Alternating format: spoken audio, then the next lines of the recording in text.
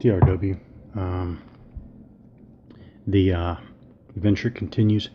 Review essay, The Death Ride of the Panzers, ? Recent historiography on the Battle of Kursk.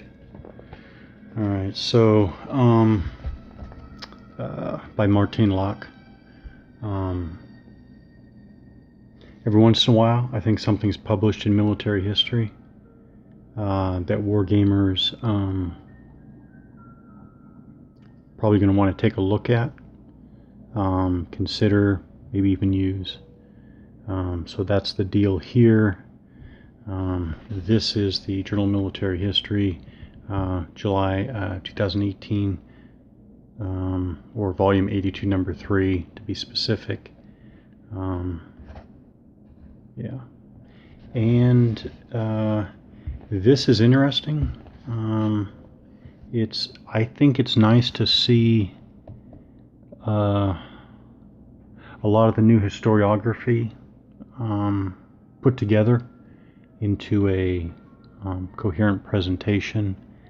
I don't think anything, well, nothing that I saw in this article, short article, was shocking or controversial. But again, two things. One, it's nice to see the newer historiography put together. And also, even more important, I would say, is that anybody who's interested in the newer historiography for Kursk, I think will like. As a matter of fact, I almost should highlight this in the second half of this video. But more importantly, most important, I would say, if you're interested in the topic, is to pull the documents mentioned in the footnotes. Pay attention to the authors, and maybe make a point to search out some of these.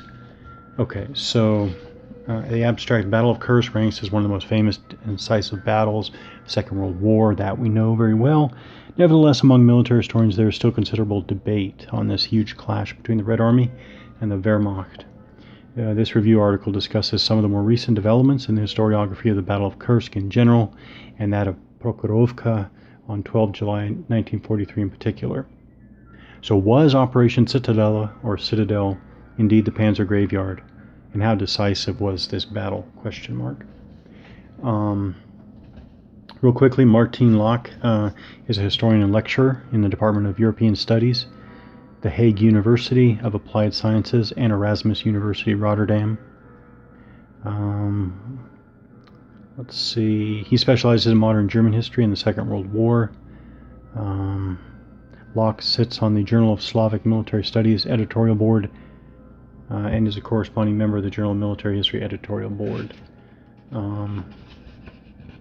So the first main section is a chance too good to miss.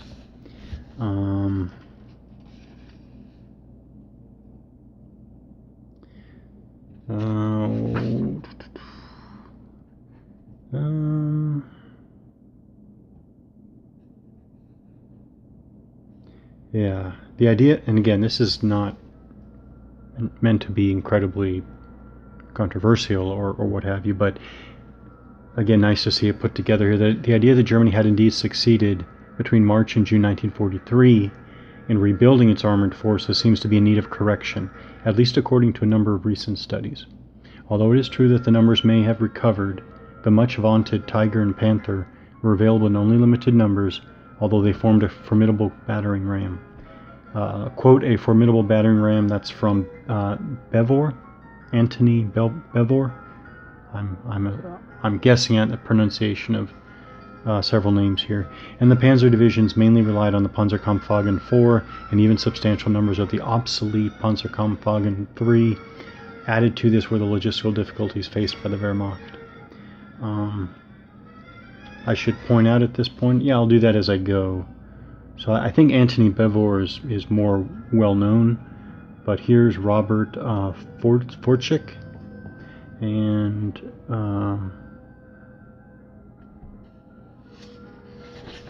actually there's another one.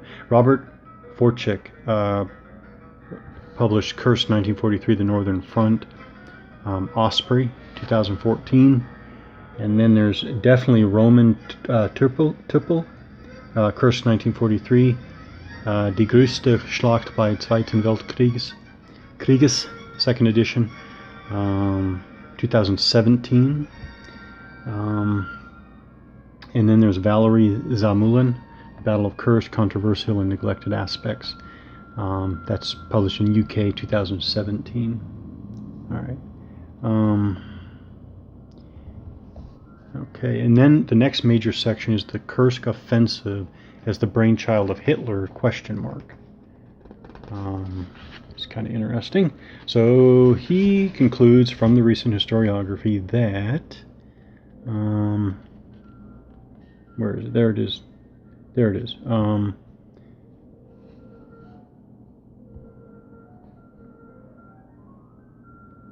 Where is it? Okay, so okay, Guderian and Speer, Hitler's architect and minister of armaments, were strongly opposed to the offensive. Hitler decided to continue with the operation, although the thought of it made his stomach turn over. That's according to Robin Cross, The Battle of Kursk, Operation Citadel, 1943, published 1993. There's a vigorous debate in the recent historiography on the question of who came up with the idea for Citadella. Traditionally, Hitler himself has been labeled as the mastermind, particularly by his generals, and as a consequence, he was held responsible for the failure of the operation. How convenient. Although this would fit in with the more general image of Hitler, concentrating the direction of operations more and more into his own hands, and cited here as Martin Locke himself, from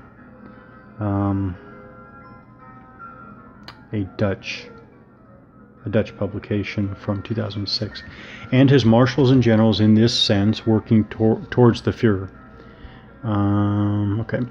Recent studies have made clear that Citadella was not Hitler's idea. Tüppel, for example, claims that the operation was mainly the brainchild of the commander of Army Group South, Field Marshal Erich von Manstein, who had been responsible for stopping the Russian advance after Stalingrad. Von Manstein was supported by the Chief of Staff of the German Army, General Kurt Zeitzler, as well as by the Command of Army Group Center, General Güter von Kluge. All right. So, not Hitler's idea. A Panzer Graveyard, ? The next major section. So it's clear that the extent of the Battle of Prokhorovka, and German losses have been seriously inflated. In 2011, it was estimated in one of the impressive volumes of Das Deutsche Reich und der Zweite Weltkrieg that during Operation Citadella, the German army lost around 252 tanks, and losses at Prokhorovka totaled 3, against around 235 Russian tanks. It led the authors to state that, quote, Kursk was not the Panzer Graveyard, end quote, but above all, the scene of an enormous loss of Soviet tanks and self-propelled guns, which the authors estimated at 6,064. Yes, yeah. So,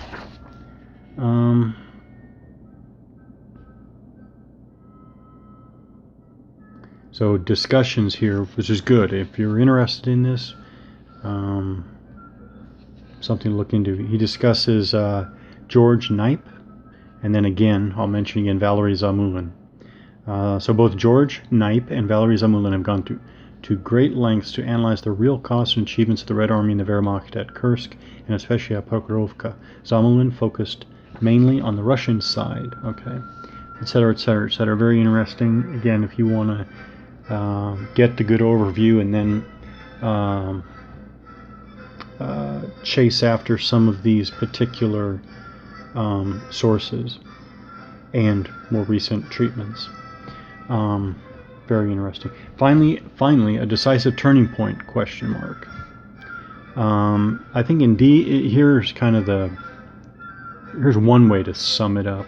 The core of the Battle of Kursk is about numbers, even if many have been exaggerated. Although the Russians may have lost as many as 50% of their tanks committed, losing 7 to 10 times the number of German tank losses and suffered 3 times as many casualties. Okay, so that's Victor Hansen from 2017. Second World Wars, how the first global conflict was fought and won. The Red Army could more easily replace its losses. The Wehrmacht, on the other hand, could only draw on a far smaller pool to find replacements. Moreover, while between July and August 1943, the Red Army lost over 9,000 tanks. 9,000 tanks! These losses were easily made up by Soviet tank production. That is, again, this very, very important work. Very, very important work, it sounds like. Edited by Frieser. Again, Das Deutsche Reich unter Zweiter Weltkrieg. What is more important, although German total tank losses may have been relatively limited, the number of tanks actually operational had dropped considerably. As much as 60% of von Manstein's armor was lost. And that sounds significant. Put it all together, that sounds significant. So, yeah, a short article, really a survey of recent historiography.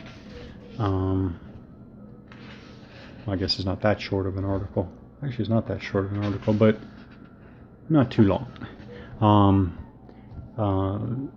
Definitely puts the most recent work into context. And again, it really seems to hit some of the most... There it is. Stephen Fritz, Ostkrieg. Hitler's War of Extermination in the East, 2011. Okay, so it really seems to hit some of the most important recent authors and works. And, you know, exactly, bottom line, exactly the kind of military history that that you want to have on hand when you enjoy wargaming.